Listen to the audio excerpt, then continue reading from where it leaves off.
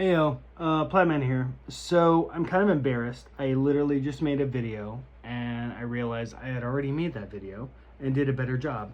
And then I changed, but now I look silly because I got the Italian setup here, with the chain. My wife gave me this chain. I love this chain. She gave me a separate chain before, and unfortunately I wore it so much it broke. So this is me trying to change up and look a little more professional. I don't know. I don't know if I feel like I like this more. Anyway, all right. So I want to talk today about a book called Chaos, and it's called Chaos: Charles Manson, the CIA, and the Secret History of the '60s. That's a title and a half. I found out about this because I was watching Joe Rogan, which I occasionally do, and the guy who wrote this novel was on. He was on there. His name is Tom O'Neill. I guess he co-wrote this, so it's like Tom O'Neill and then a guy named Dan Pippin Brigg. A little confusing. Anyhow, it's weird. I didn't read it. I listened to the audiobook, and in all fairness, it was a little weird to kind of get into it because it was a bit of a slow burn. And interestingly enough, this is a non-fiction book. And this guy, Tom O'Neill, talks about how he spent basically 20 years of his life researching these subjects and trying to make this book. And initially it was for, I believe, the 30-year anniversary of the Charles Manson murders in Hollywood. And initially that's what he was doing, is he was hired to do that and talk about what happened and why it happened and so on and so forth. And so he started doing that and kind of kept pushing and pushing and pushing.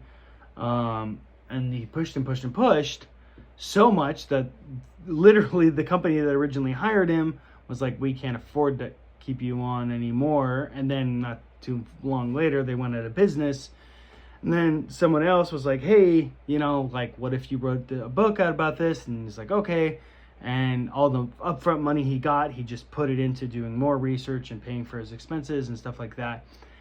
And at least from his perspective in telling of the book, it comes across as like he got hooked, and he just became so enamored with this thing, and he'd get to a certain point and then he wanted to find out more, and so he dug deeper, and in the process of not really getting answers and not really getting closure on that particular thing, he'd go deeper and deeper and deeper.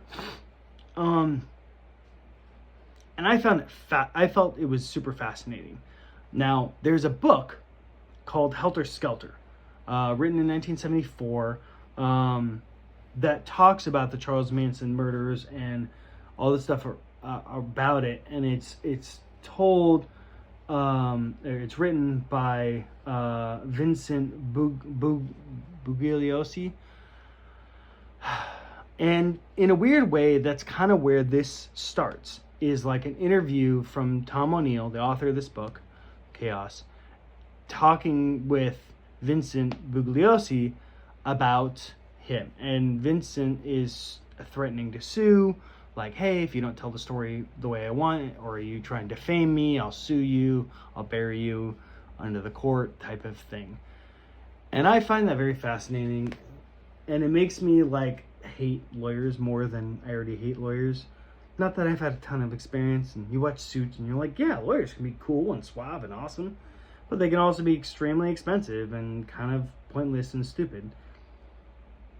Or blowhards, like what this Vincent Bugliosi sounds like.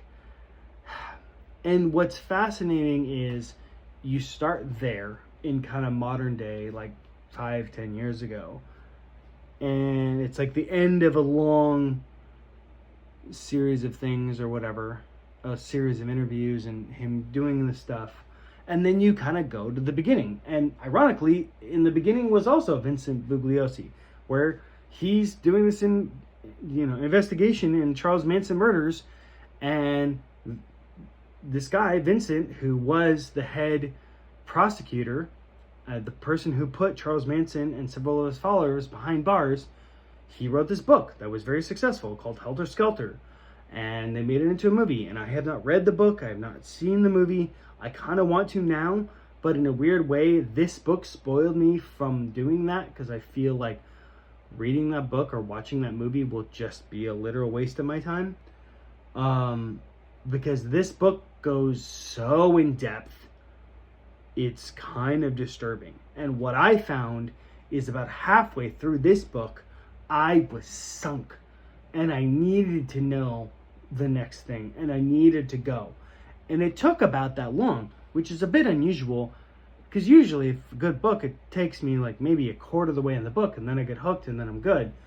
Or if it doesn't really hook me in the first like 10 pages, I'm like, okay, this is just not a book for me.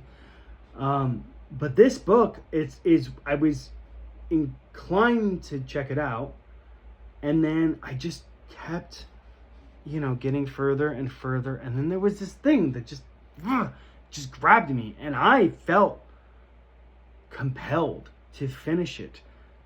At least, I don't know, out of respect for the author, because again, in the back of my head, I'm thinking, this guy spent 20 years on this project. Like, there's got to be something.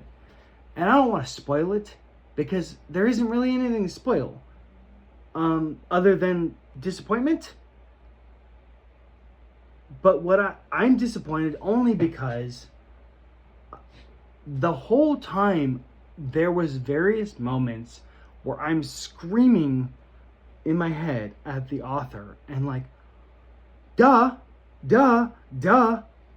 And I can't tell if it's just because I've already suspected this because of all my knowledge, or because it's just colloquially known knowledge. So if nothing else, what I will say is this is a terrific book because it explains so many things that people had no idea about. I didn't know anything about the Charles Manson murders. I knew that they existed and they happened way before my time.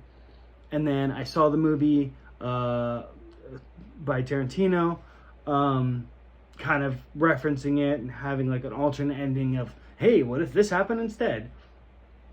And I love that. I enjoyed that very much. But I didn't know anything about Manson and his people at all. So this was kind of like a here's everything and then everything else surrounding it. Like here's the nuts and bolts and then all of the snow surrounding it. And because of that, it was so informative and so interesting and so not something that I had really experienced before. And I loved. I thought it was great. I enjoyed it. And then you get into the other stuff where he references like the CIA, and not just references, but like, oh, why are they relevant here? And then goes down this like rabbit hole, not necessarily a deep dive on everything CIA, because that's a whole other book, but like down this rabbit hole and like connects with Manson and then expands from there. And you're like, what the heck?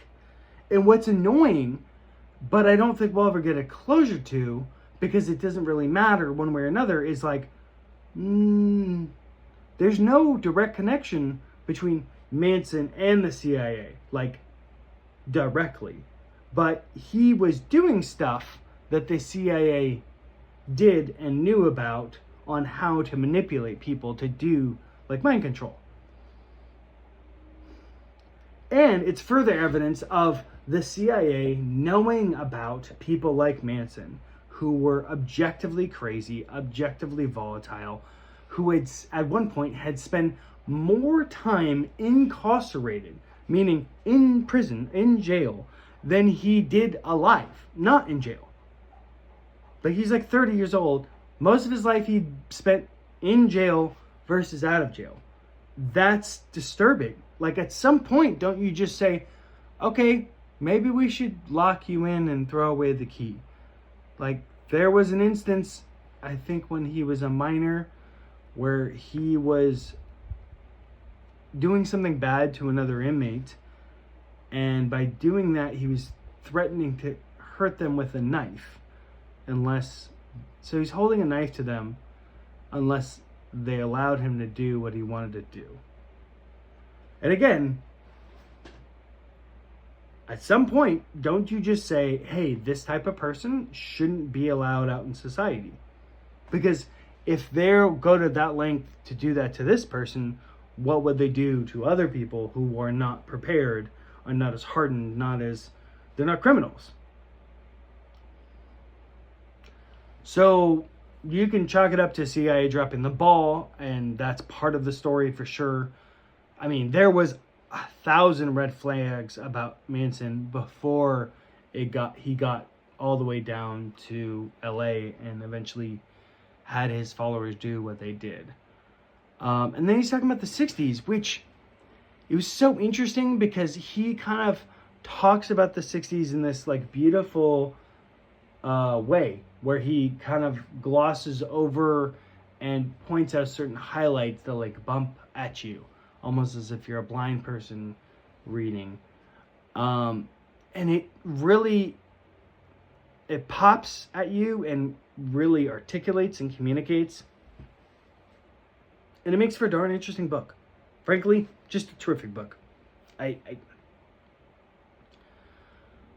could put it down, but I couldn't start reading something else. I had to keep doing this book basically from when I started it. I had to just get to the next part and to the next part and to the next part because it was so disturbing and so frustrating and so interesting that I needed to know where he led, where it went. And what's frustrating but totally understandable is that there's no answer. Like, this is a nonfiction book. It is not a story. It is what happened. It is the truth. It is life.